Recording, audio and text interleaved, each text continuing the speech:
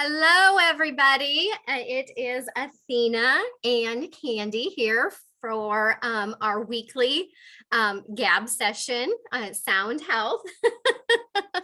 And we are excited because we've gotten a great reception from our last couple of episodes. So if you have topics that you want us to talk about, send them our way. And one of our topic today was a suggestion by one of my students, and it is Reiki. And I'm not a know-it-all Reiki. So therefore, I practice Reiki for myself and my family and my clients.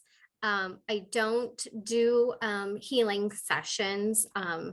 I still feel like I'm a novice in the area of Reiki. And so I'm still learning and sometimes wondering, I think it's so crazy because my family says, your hands are hot, Mom, your hands are hot. And so then I'm always worried that maybe I'm giving too much. I don't know.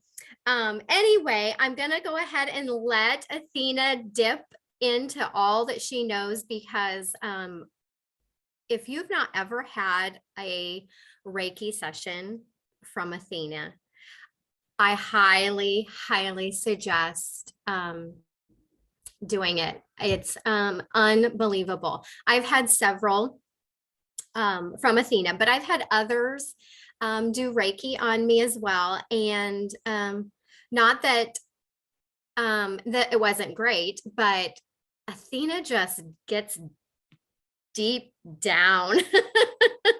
I don't know what it is, but she pulls all of it out and I leave relaxed, refreshed, light, and days, weeks after a session. And so yeah, I'm going to let her take over with a lot of the information that she has about Reiki that she can share with all of you. So, Athena. Yeah, don't hesitate to ask questions because I do really good with direct questions. So if you have something come up, then please ask. Yeah, absolutely. So thank you for that. That makes me feel warm that you have such great results. And that's something that a lot of my clients have said over the years is that it's like a total reset of the body, of the mind, of the emotions, and really does help to clear cellular memory. So just a little bit about me, my journey. I just had this call, there was something more for me after high school, and I was quite the party girl. I didn't come from a really stable family or background. So I felt like I needed something. And back in the day, it was good old Yellow Pages. And I found East Wind School of Holistic Healing, which was actually in Iowa City in the Pedestrian Mall. And it was for massage therapy and holistic healing.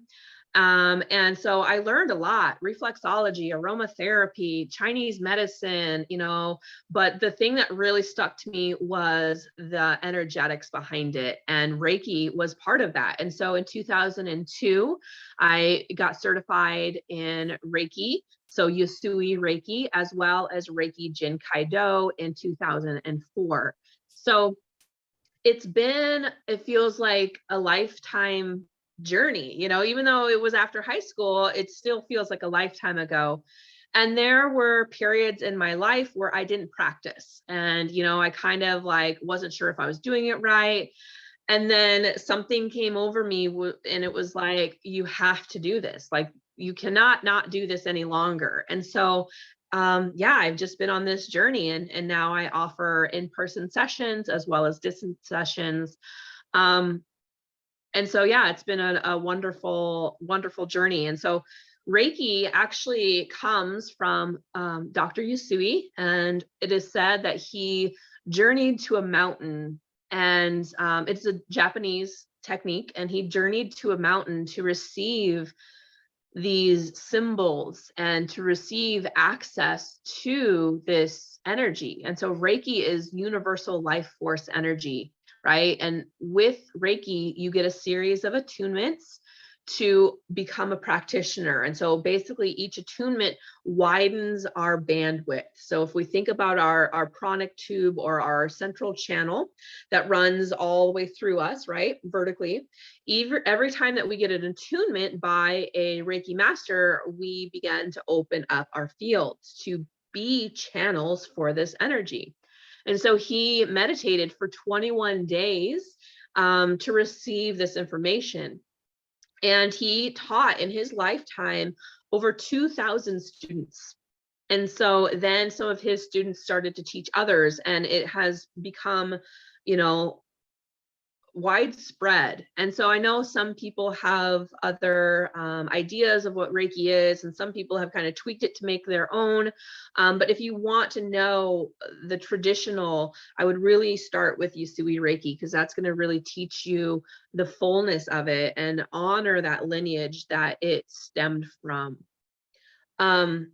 So yeah, so we basically open up as a practitioner. I open up my channel to heal, or I should say facilitate healing, because we should know that as healers, we are not actually doing the work. It's our client, it's the person laying on the table that has to be open and receptive to doing this work.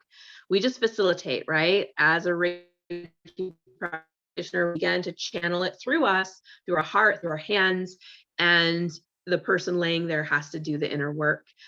We can start to break things up, like Candi said, like helping to get into the depths, and I use my own intuition, my own psychic senses. I'm a clairvoyant, so I see a lot.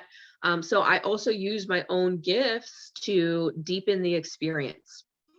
There's no wrong way of doing Reiki. So Candi, when you had mentioned, like, am I giving too much? We have to remember that Reiki is intelligent. We are not in control of it. It flows through us. We just become open to allow it to flow through us. And as it does, it's removing those blockages. It's helping to heal. It's helping, so you can't do it wrong. I don't believe that you can. So just trusting that. And a lot of times I will just say the word Reiki and my whole body heats up. My hands start to heat up. People tell me I have heating pad hands. So yeah, that's very normal. Some people will feel like prickles or like tingles in their hands as they're getting it or receiving it or giving it. So yeah, it's really a beautiful modality that heals on a cellular level. Yeah.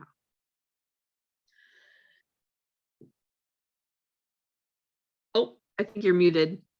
I am. I'm trying to unmute myself. It wasn't clicking. So with that, and our hands get hot.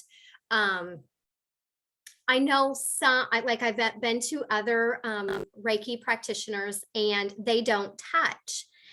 Is there is it better to touch, or is it, or is it just preference? Because for me, myself, using it with on myself, or with my kids and family and my clients, I'm usually touching their body, because it's a personal connection and intention. And so I always use it with touch for myself and how I use it. But I'm also a firm believer in human touch. I think that we can all heal each other with our individual gift of touch, not necessarily being just Reiki. You just have that feeling when somebody that you love gives you a hug, or just hold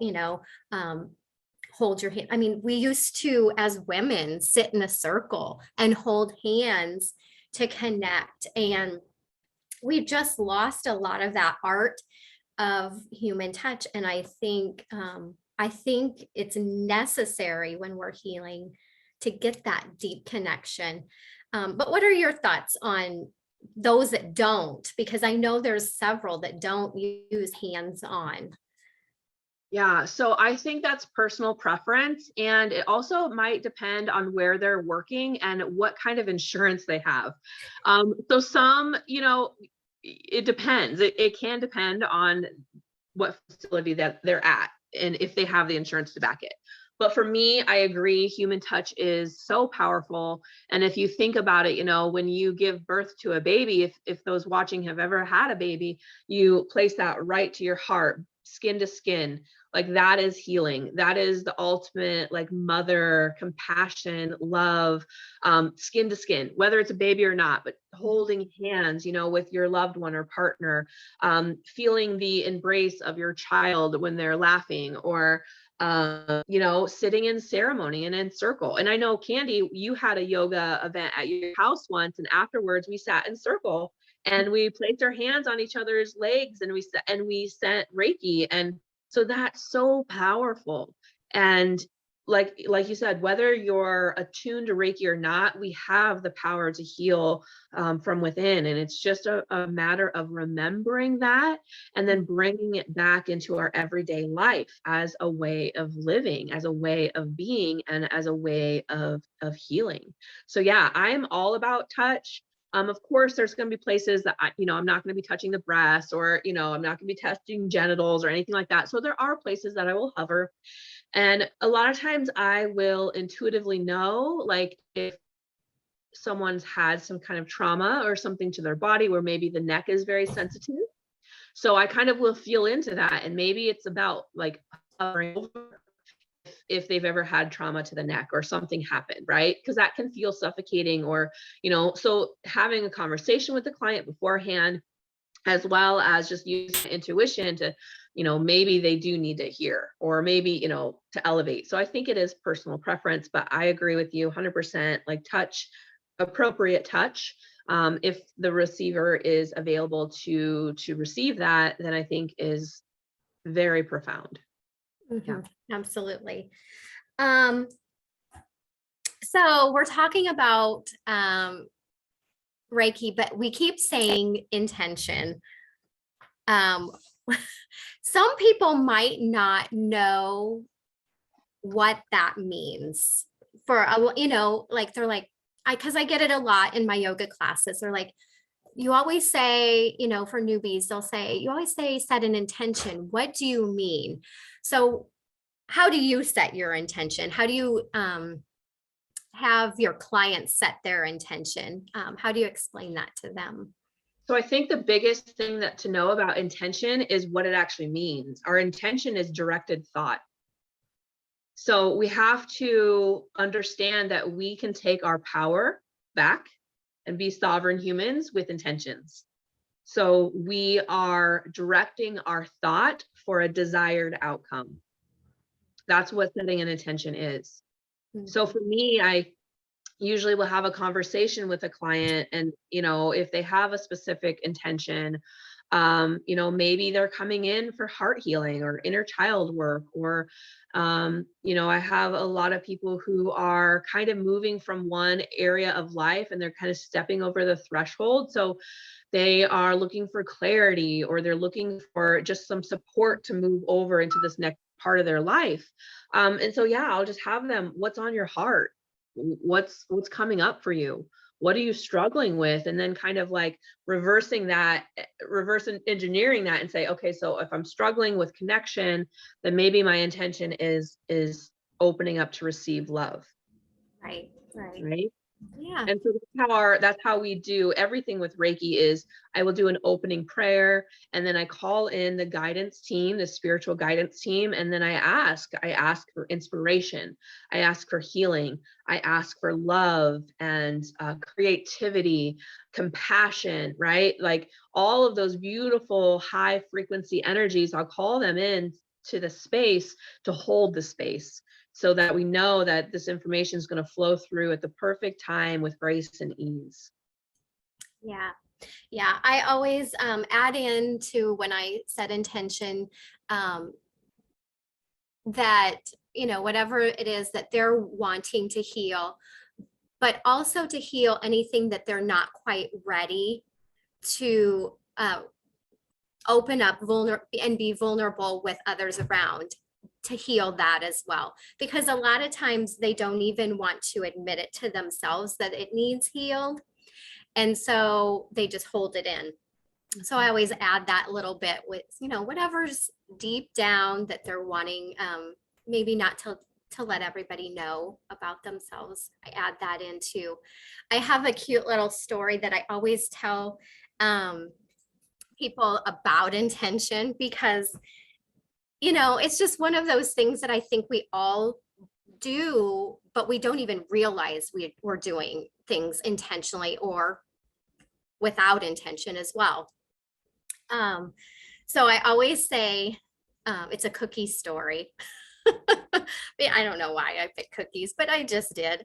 And I always say, you're at work, middle of the afternoon, and you get a message from PTO president that says, hey, we don't have enough volunteers for the bake sale. Could you make 24 cookies and bring them to the school by 6 o'clock? And you're like, you're still at work. You have to go pick up all the ingredients for these cookies, all this. You got to run home. You got to quick bake them, make a mess of your kitchen, whatever, and you have this feeling that's like, I really don't want to do this. This isn't what I had planned. So then let's say it's a different scenario with cookies. You get a message from your friend, best friend, and she lost her dog today, and she's sad and she needs company. And she says, and you say, what can I do? And she says, I want you to come over and bring your cookies. You still have to go to the store. You still have to go home. You have to bake the cookies. It takes all the same preparation as the cookies for PTO, but the intent is different. It's the heartfelt want to help and be compassionate for your friend, rather than out of obligation, sort of, so to speak, for PTO. The cookies, I guarantee, for your friend are going to be the best cookies ever. The cookies for PTO probably aren't going to be the best, because the intention is different. And I think, it's just like grandma's recipes. It was the intent that grandmas put into certain activities or certain recipes that make them what they were. It wasn't the actual recipe. It was all, you could do it exactly the same, but it doesn't turn out the same. But it's the intent, it's the love, it's the thought, it's the direction that you're going with that purpose. And so we do it daily without even realizing that we set intention. So yeah, just a little story that I always say, I tell my kids, I'm like, is it a PTO cookie thing or is it a best friend cookie thing? You got to decide how do you feel about it? And so, yeah. I love that. My kids aren't old enough for PTO cookies, so I don't have that. I'd probably be the one who had really strong boundaries and said no, because that's the well, so yes. And you can be that person too. I'm okay with that. See, I used to not be that person. Now I am. I'm now, I don't do anything that I don't want to do anymore, because I just got tired of doing so much and not having any intention of it feeling actually good for anybody. I was just doing it because I felt obligated. And yeah, and then it was, the energy's not there. So yeah, I just decided to say no to a lot of things, not just PTO cookies. I love that though. I think that's beautiful. And I love that you're teaching that, that story with your kids. Like, is it a PTO or is it like real love? And there are some times in life that we have to do things that we don't want to do. There are, so using that intention is beautiful. And what I really strive for is, how can we bring that love into everything we do? Right. And something that we do with Reiki is like, I'll use Reiki to charge my morning cup of tea, or, like when I'm doing dishes, I'll just like call in my guidance team, or, I'm communing with my higher self, or I'm, sending Reiki to myself as I'm doing it. Like, so for me, Reiki is a way of living, and to bringing in that love and that healing into our everyday experiences. And I think that I'm still working on that, right? I'm still working on that. Not every day is sunshine and rainbows. But that's my intention, is how can I bring more love into my life? How can every cookie that I bake be for my best friend? Like, Yes. that's a powerful way of thinking and living, and really embracing energy and ourselves and our heart and the power of our heart in everything we do. Right. Yeah. So how do you use Reiki? Like you just said, you used yours for your morning coffee, tea. Any other ways that you use Reiki for yourself or your family? So I use it on my animals. I use it on my kids. My kids, they don't really stay still very long. It's like 1-2 minutes maybe. But I still have that intention. I also use it with my crystals. So I do a lot of like crystal work. And so like crystal grids, I use energy to clear or to charge a crystal grid with a specific intention. So maybe I'm making like an abundance grid that has like citrine and green aventurine and pyrite. And then I set the intention with my Reiki to charge it for abundance and prosperity. I also use it, of course, on my clients. On myself, I do, especially if I'm going through like a shadow period where my ego won't be quiet. I get into those little downward spirals like we can get into sometimes. And so I'll use Reiki to help shine the light on those areas. So it's almost like a shadow work tool for me these days. So when I'm feeling that, I usually will place it on my hand and my belly. I'll just take some breaths and I'll turn Reiki on and set the intention to reveal to me what I cannot see. Where am I still stuck in the illusion or the Maya? And how can I bring light to that? But yeah, you can clear a room. You can send distance Reiki to people that are in the hospital. You can send Reiki to the entire planet at the same time. Like it's beautiful. It's beautiful. But yeah, I for everything. What about you? I mean, you said your kids and stuff. Yeah, and your clients. Yeah, right? my kids and my clients. And I also do a lot of the same things you do with food and water, drinks. I also add it to my, I make essential oil rollers. I'll add Reiki to those, and bath salts. Yeah, anything that I use on my body, I put Reiki into. And then I do sound baths, and at the end, not all the time, but a lot of the time, I will just send Reiki to the group. Or if there happens to be somebody that kind of pops into my head throughout the day, I just, you just have that intuitive feeling, maybe they're having a bad day, or they're in my mindset for some reason. And I'll just say, send them a good vibe of some kind throughout the day if somebody pops in. But yeah, kind of just everything when I feel called to it, I guess the most. And it's like the power of prayer. Right. Don't dismiss the power of prayer. Whatever religious background you have or your connection, Reiki is that same thing. We're sending that intention for love and healing to go out to the world and to those people that we love. And that is powerful. That is powerful.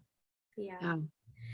Um, so you just got done teaching a Reiki class. Um, how'd that go? Oh my gosh, I love in person.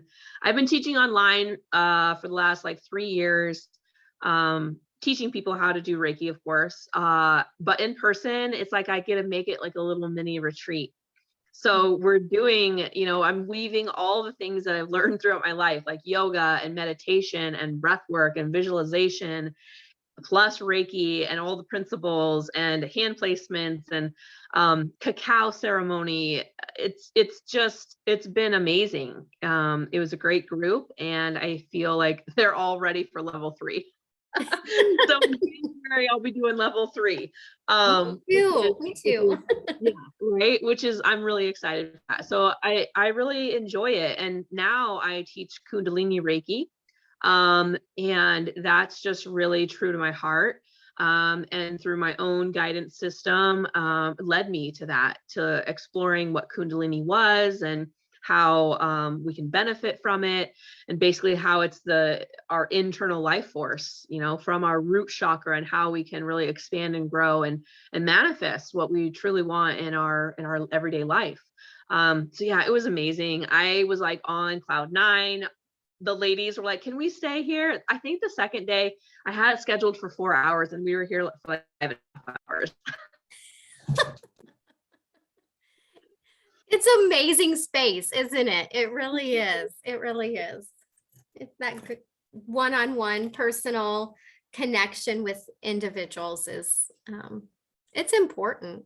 Community is important. Is there anything else that you want to add or suggest, books or sites or people to follow on social media for Reiki? Well, I can definitely post some of that in the comment section of this video. But one thing that I really like is reiki.org. It's reiki.org. They are great with Reiki. They're like the center, right? One of the centers, I should say. And yeah, just really anything that you're intuitively drawn to. Maybe you go to a bookstore or check out something online and just search like healing powers of Reiki or whatever. One that I do like, this is an older book though. I don't even know. I'm sure you could probably find it on Amazon, but it is Way of Reiki. I don't think I can pronounce her name though. It's Kaja Krisni Barong, I think. So I can also post that too, or if you guys have questions. But it's a great book, and it really kind of breaks some things down. So yeah, I would say just intuitively searching, or you could reach out to me or Candi for references. But I think like if you tune into your heart will lead you to that. If you are interested in learning Reiki for yourself, for your family, maybe even using this as another source of income and starting your own business, then definitely reach out, because I do teach this. I teach it online as well as in person. So I would love to help anybody that's on there. If you want a sound healing session with Reiki, then definitely get a hold of Candi. And then if you want I call it essential Reiki, which I use Reiki and essential oils and reflexology to really help move things out and bring in that restoration. So I think the last thing that I want to say is what we call the Reiki principles. And this is something that Dr. Yasui created to remind us that Reiki is a way of being. It's not just something that we do, but it's how we live our life. And so it's a beautiful little prayer that, if you guys don't do this while you're driving, of course, but if you guys want to, if you're at a space that you can close your eyes and just place your hand on your heart and just listen to this spiritual prayer. Just for today, do not anger. Just for today, do not worry. Honor your parents, teachers, and elders. Earn your living honestly. And show kindness and gratitude to all living things. May you be blessed as you live Reiki. And so those are just principles or guidelines that we use, right? And it's simple. It doesn't have to be complicated, but it is, again, putting that intention for how we should function. You know, what are our values? How are we showing up in the world? And so that Reiki principle can help to set that intention and move you forward on your journey. Yeah, I love that. I like it. Yeah. All right. Well, I guess we can close out for the day. Again, we're going to try to be back every week with a new topic. So if you have any suggestions, reach out, let us know what you want to hear about. Anything goes. Exciting. Yes, thank you, thank you, thank you. I hope you all have a great day. So till next time, in sound health.